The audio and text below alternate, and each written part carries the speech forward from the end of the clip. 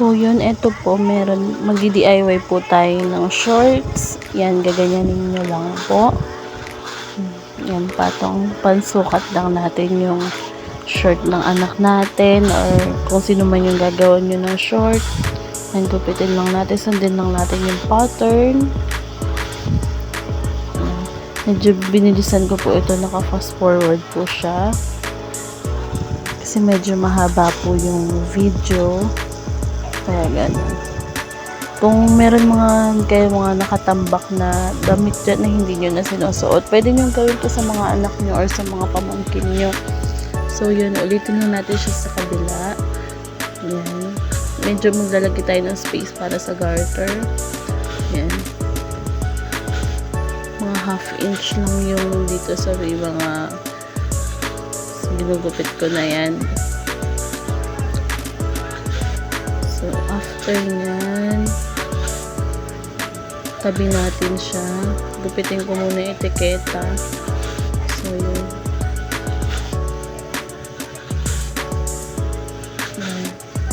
Tabi muna natin siya. At mamaya tatahiin natin. Dito naman tayo sa sando. Gupitin ko muna to. At gagawin natin siya mamayang pang sa may kilikili ng sando. Yan. Gupitin natin sa kilikili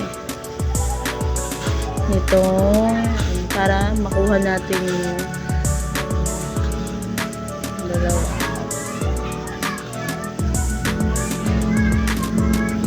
So, nagkamali pa nga ako dyan kasi nagupit ko sa gitna eh. Kaya, huwag niyong gagayahin. Pwede niyong hindi gupitin. Or, kayo na bahala if gusto niyo. Char.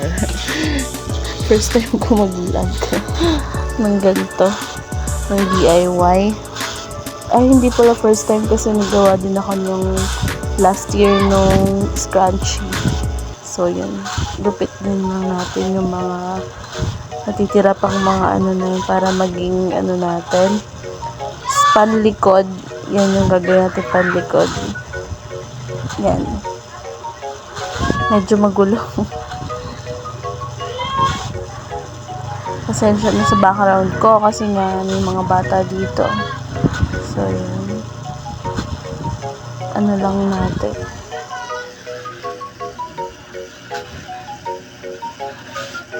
Wait lang na medyo nahihirapan ako sa paggugupit nito kasi medyo forward natin. So yun, gupit tanggalin natin mga gilid-gilid ng yung pinag-edgingan para hindi medyo makapal pagka tinahi, para hindi maputol yung karayom. Medyo maingay yung electric fan namin dito. So yan, sinukat ko lang. Medyo hindi ako satisfied dun sa kaya finold ko lang yung pinaka-strap nung Tapos yan, pinantay ko lang dyan. Sinundan ko lang yung pinaka-pattern. Medyo mapurog yung gunting. So yun, na natin yan. Mga epal talaga lang. So yun, meron na tayong panglikod. Yan. Next naman, yung pangharap natin. Yan, sinusukat-sukat ko pa yung yan. Kasi hinati ko. Medyo nalilito na ako kung susukatin. Kung paano ba gagawin ko. Kaya medyo nalilito na ako. So yun. Ang pangit ng voice over ko. Pasensya na. Then, wait ko lang. So, yan. Yan, nahihirapan ako. Medyo nakuha ko na yung yung ibig sabihin. So, yun. Cut lang. Para medyo natin, mapantay. Malangaw din ba sa lugar nyo? Nakakairita na yung mga langaw eh.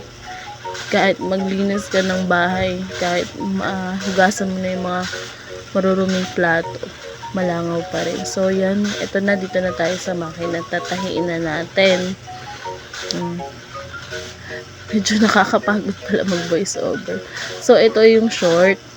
I-ano natin yan. Medyo magalaw kasi medyo wild yung makina eh. Then, yan. Pantayin lang natin. Tahiin. Yung mga gilid. Then, lock natin para secured na hindi mapipiktas. Tapos, yung pinaka, ano niya, pantayin lang. So, medyo, pabaguhan pa lang kaya hindi ko pa alam kung ano gagawin ko sa pag-voice over dito na, pag-DIY ko to, ng mga damit. Then, I hope mayroon pang susunod na medyo maayos-ayos na vlog. Yan, lagi na pipigtas yung, lagi na puputol. Then, yan. Doon naman tayo sa bewang, garteran na natin. Yan, sinukat ko lang. Then, yun, pagsukat ko, nila ko lang siya para secured na hindi mapuputol yung garter doon sa loob ng short. Kasi may pinakabewang. Then, yun, ganyanin lang natin. Finold ko yung gilid para hindi medyo yung gilid niya para hindi matastas. Yan. Nakita niyo po. Medyo mabilis kasi at naka-fast forward to. Kasi masyadong matagal kapag hindi ko fast forward. And then fold lang natin yon para hindi masyadong kita yung pinaka hindi matastas. Hindi ko alam tawag dun sa may gilid na yun. Then yan.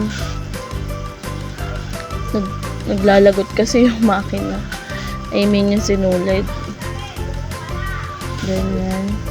Balik lang natin. Batak lang ng garter para medyo ayos. Yan.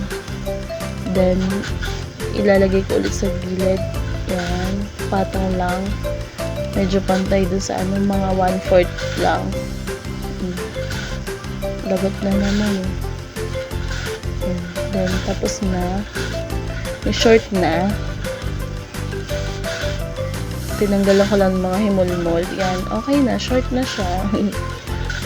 Then, next, yung sando. Yung nahati ko kanina, pinagdugtong ko lang siya. Medyo hindi ako satisfied dun sa laki nung Kaya, medyo lalakihan ko pa yan Uulitin ko siya.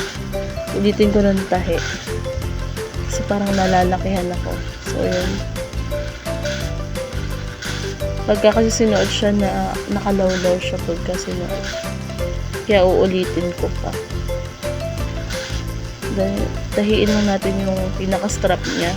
Pagdugtongin mo yung likod tsaka yung harap na pangharap. Then, yung pang ayan. Sinukat ko na siya. Hindi nga ako na-satisfied dun sa laki ng pasensya na dun sa makina. Lagot na ang lagot ang ingay ng background ko. So yan, medyo okay na siya. Kaya gagawa ko ng pinaka niya sa gilid. Yan, hindi na makikita dyan yung paggupit ko kikita pa hindi lang masyado. Gumawa ako dyan ng pang fold sa sa gilid doon sa may pinakakili-kili ng damit para medyo magandang tingnan.